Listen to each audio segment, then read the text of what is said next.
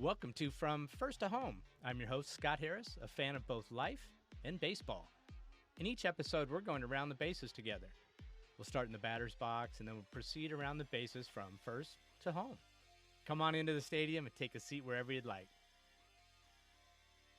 Here in episode 2, we're going to talk about how everything starts at home, or 17 inches wide. But before I begin, May 4th is my mom's birthday. She passed in 2015. Rest in peace, Mom.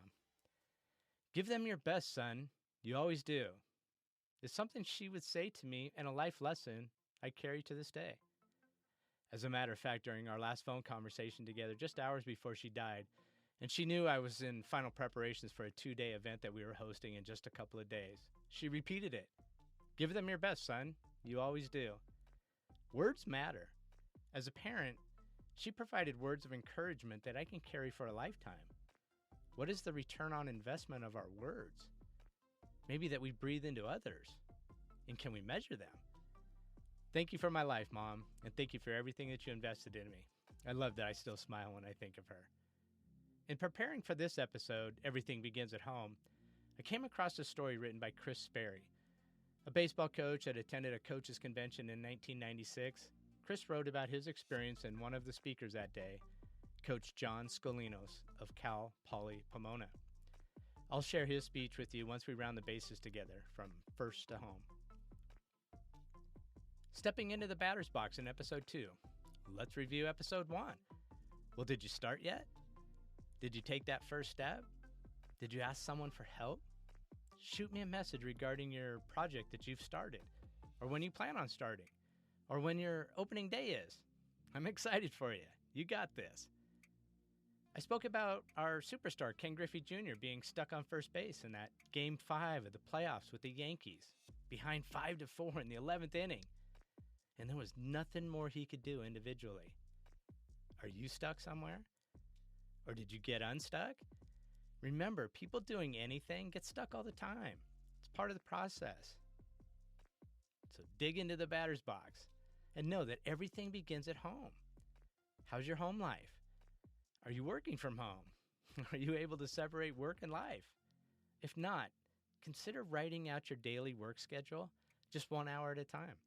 How are your at-home teammates doing? Or mini coworkers or hairy coworkers? Well, have you asked them? And are we listening to them? Think of home plate for a moment. It is the perfect shape of a home. Everything begins at home. In the second week of the 1995 season, managed by Lou Piniella, Sweet Lou, the Mariners stood at 6-3 after that start of 3-0. Let's sprint down to first base. Are you putting first things first? Remembering the 11th inning of Game 5, the Yankees had scored in the top of the inning to go up 1 run. Now we have to put first things first. We need to get the tying run on base. Leading off the inning, Joey Cora delivers a great bunt and avoids the tag, sliding safely into first base. First things first. Our superstar, Ken Griffey Jr., could end the game with a 2-run walk-off home run before they called it that. He doesn't. He ends up hitting his single, moving Cora over to third base with no outs, setting up one of the most memorable plays in Mariner history. Our superstar didn't start it. Our superstar didn't finish it. He was part of it. What will you start today and be a part of? Put first things first. Okay, time to steal second base and catch up with the 2021 Mariners. Finishing the month of April with 15 wins and 12 losses, they find themselves in second place behind the Oakland A's. They continue to play well, competing each night with solid pitching and a don't-quit attitude. Kyle Lewis did miss the start of the season with a knee injury, and now he's working his way back into the daily lineup. Mitch Haniger leads the team with 6 home runs, playing solid all-around baseball. And Chris Flexen has been my surprise starting pitcher so far this year. He's 2-1 after 5 starts and a .333 earned run average. Keep playing exciting ball, boys. Well, now that we're halfway around the bases, it's time for baseball funnies and baseball quotes. An apartment building is on fire and people are at the window screaming for help. Just jump out the window, a man yells. I'm a baseball player. I can catch you. One smart resident decided to get more information first. Wait, he said. What team do you play for? The Houston Astros, shouts the man. Shrugs the resident. I'll take my chances with the Fire. I admit I changed the team name to the Astros as a divisional rival. How about a famous Yogi Berra quote? Baseball is 90% mental, the other half is physical. 90%, Yogi? Really? If the number's that high, how's your mental game today? Going head first into third base, the toughest hit in the game. Let's head back to a tough time in Marinerland. In 94 and 95, both seasons were strike shortened as the strike went from August 94 to April 95, causing the late start to the 95 season opener. The 1995 season was shortened from 162 games to 144. In January of 95, the county executives task force decided that they needed a new baseball-only stadium needed to be built. The hitch was that the public would have to foot 65% of the cost, which was estimated between $250 and $275 million. The Washington State Legislature approved a funding mechanism that would raise the King County sales tax from 8.2 to 8.3, but would have to be approved by voters in the September primary. The franchise had started with 14 losing seasons in a row. It wasn't until 1991 that they finally finished above 500 with an 83 and 79 record. That September 95 primary vote would change baseball in Seattle forever.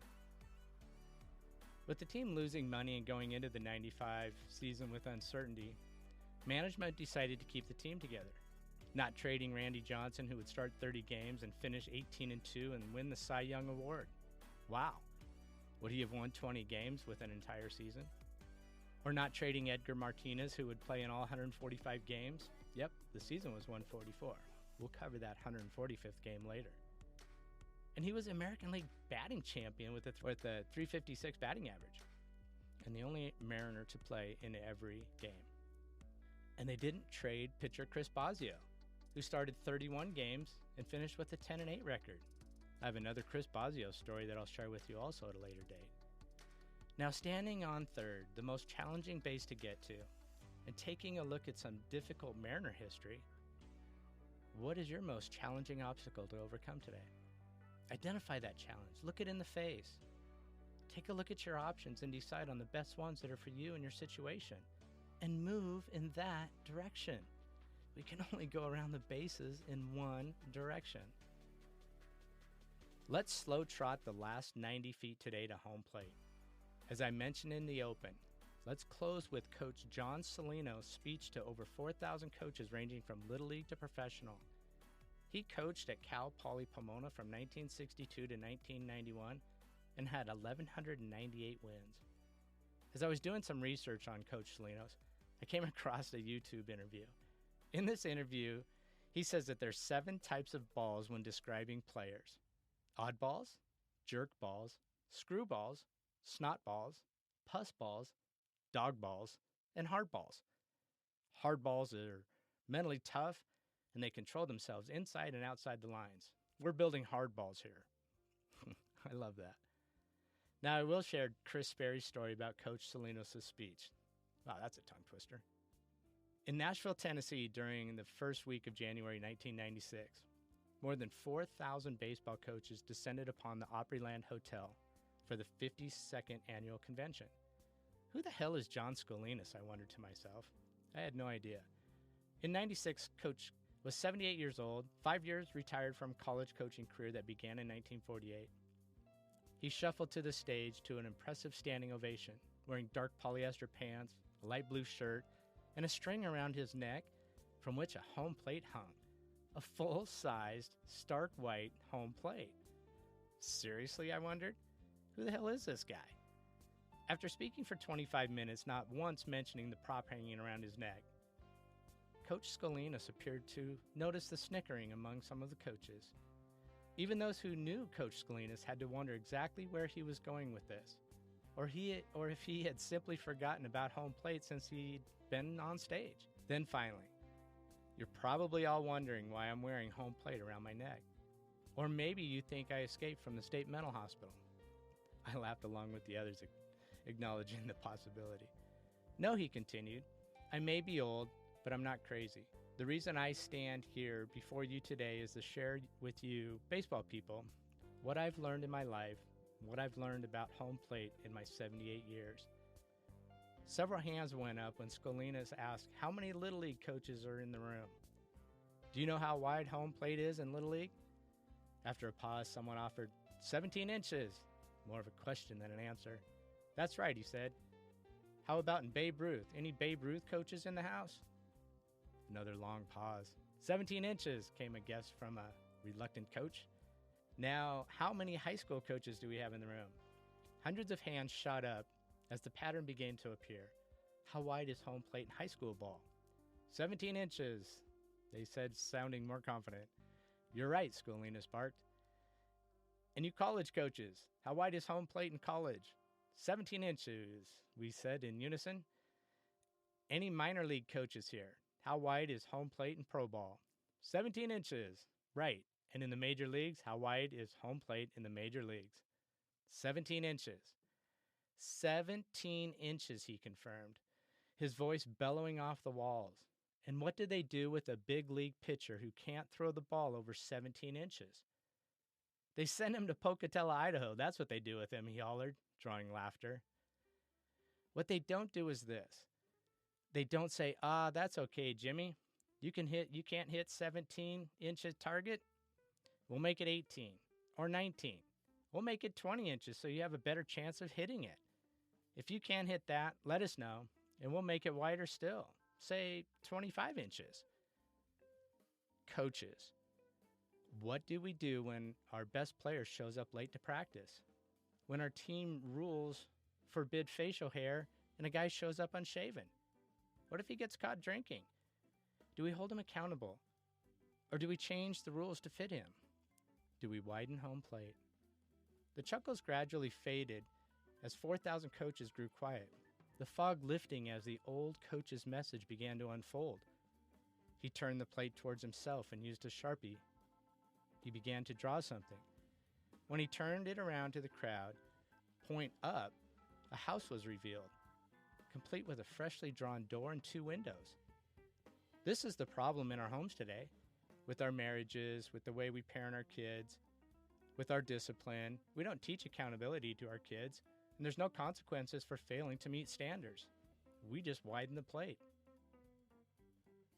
Then to the point at the top of the house, he added a small American flag. This is the problem in our schools today. The quality of our education is going downhill fast. Teachers have been stripped of the tools they need to be successful and to educate and discipline our young people. We are allowing others to widen home plate. Where is this getting us? He replaced the flag with a cross. And this is the problem with the church, where powerful people in positions of authority have taken advantage of young children, only to such an atrocity swept under the rug for years. Our church leaders are widening home plate.